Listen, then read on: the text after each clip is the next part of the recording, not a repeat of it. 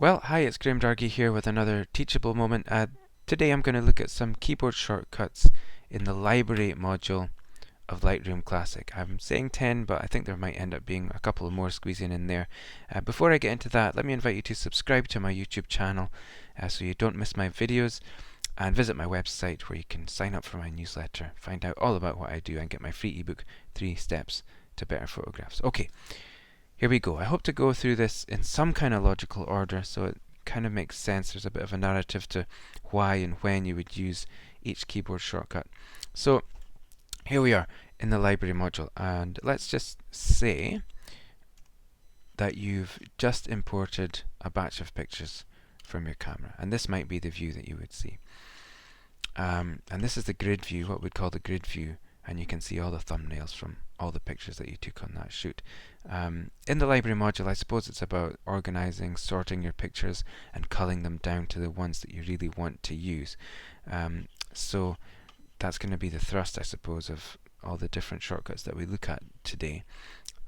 If I wanted to see these thumbnails at a different size, I can press the plus key on my keyboard. That's going to show me them a bit bigger, and the minus key, of course, will show me the pictures a bit smaller. I don't know, it might be that you just want to see them all together, or for me sometimes 3 or 4 wide is a good place to be. Now say you're scrolling down here and you want to take a closer look at one of these pictures. You would select it and press E to go in to view that in the Loupe mode. That shows you a large version of the picture while still remaining in the library module, which allows these functions down here to be accessible. We'll get into some of these in a minute. So E will let you see that in the Loupe mode. That's kind of allows you to use the navigator up here to view the picture at different sizes, and you can scooch around and look at the details of your picture if you want to do that. Let's say you want to go back to the grid view, that's G. Okay, as you're going through your pictures here, you might want to start choosing the ones that you like more than others. Now, I don't know if you can see this on here, but some of these pictures have already got a white flag on them. Those are pictures that I've selected as ones that are worth another look. I'm not definitely going to use them, but they're maybes at least. If you wanted to mark your picture with a flag, you select one, you press P. That flags the picture with a white flag and marks it as a pick. You've picked that picture. Let's pick a couple here. Okay, let's say you've got one that you really hate and you just want to get rid of that one. You could use the X key, and that will mark that picture with a black flag, and that marks it as a rejected picture. So you would go through in the library module, you could go through your whole batch of pictures and quickly add a P, a white flag, to the picture if you like it, or an X if you don't like it, and just go through your pictures quickly, do that, and then you can sort the pictures from there. The first thing you might do is get rid of all the rejected pictures. So all those pictures that you've marked with a black flag with an X, if you press Command and delete, that brings them all together in one place and allows you to batch delete them. So you could say delete from disk. That's what I would do rather than just remove them from the Lightroom catalog. So you would press delete from disk. I'm not going to do that just now, but you can do that in your pictures. Say that you've got a picture that you accidentally marked with a flag that you want to remove the flag. Here's one down here with an X. Say I wanted to give that one a second chance. I can remove that flag by pressing U. That unpicks the photo. So you can mark it with a P with a white flag. There, flag's a pick, or you can mark it with an X to reject it, or you can press U to take that flag off. That works with the white flag as well. P for pick, U for unpick. Okay, now you've gone through, and I have done this earlier, I've gone through and sort of sorted these pictures. So I would like to see all of my picked photos with the white flag, the ones that I've pressed P for.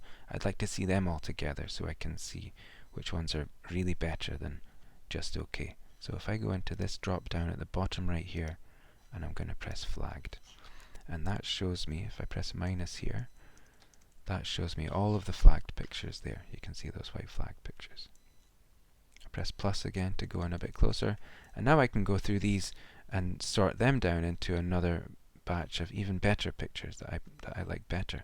For me, I would do that by adding a star rating, and you'll be able to see on some of these pictures that I've already done that. So some of these pictures have got a 1 star like this. So if I want to add a 1 star to this picture, it's just the keyboard shortcut 1, just the 1 key. And this one, as you can see, has a 2 star. Let me add 2 stars to that one by pressing 2, and you can go 3, 4, and 5. It is possible to mark them with color ratings, 6, 7, 8, and 9 for different colors. I don't do that. Usually I can get them filtered down just with the star rating and the flags. So let me put that one back to 2. Now, if I go through all these pictures and I decide that's a 1 star, well, that's a 1 star, that's a 1 star, that's a 1 star, I want to see those together. So I would go down to the bottom right here and click on that 1 star, the first star, and that will show me all the pictures with a rating that's greater than or equal to 1 star. So you can see my 1 star pictures, my 2 star pictures. Let's add a couple more with 2 stars. So I want to filter that down even further. I'll pick the ones that I prefer. Okay, that one's a 2. Let's make that one a 2 as well. Now I want to see those together. I've just pressed the minus key there to zoom out a bit. I want to see those together. I'm going to press the 2nd star. That shows me the pictures which are greater than or equal to 2 stars. And you can go through that again a couple more times until you get it down to your really favorite few. I'm going to press plus again here to zoom in. So these would be my final selection from this shoot. Now you still might want to look at these more closely and compare them. You might want to compare one with the other, or you might want to compare 3 or 4 together. So let's look at these 3 upright pictures of the lighthouse here. Let's say I want to compare these. I could increase the size of the grid view, but that sort of shoots that one off to a different line. That's a bit annoying. So what if I select all these 3 pictures? 1, command and click this one, command click this one. Now I'm going to press N. That enters what's called the survey view. That allows me to see them all together, all 3 together. So that's good for viewing 3 or 4. We could add another picture to this view as well, and another if we wanted to see them all. That's kind of redundant. You would just do that in the grid view, I suppose. So let's unpick that one, and that one, and that one, and we'll just have the 3 upright ones together. Say I wanted to see those even bigger on my screen. If I press tab, the tab key, that's going to make the side panels disappear, and that gives us a bigger view. So from there I can decide which one I like of those 2. Let's say I want to have a closer look at these 2 on the left.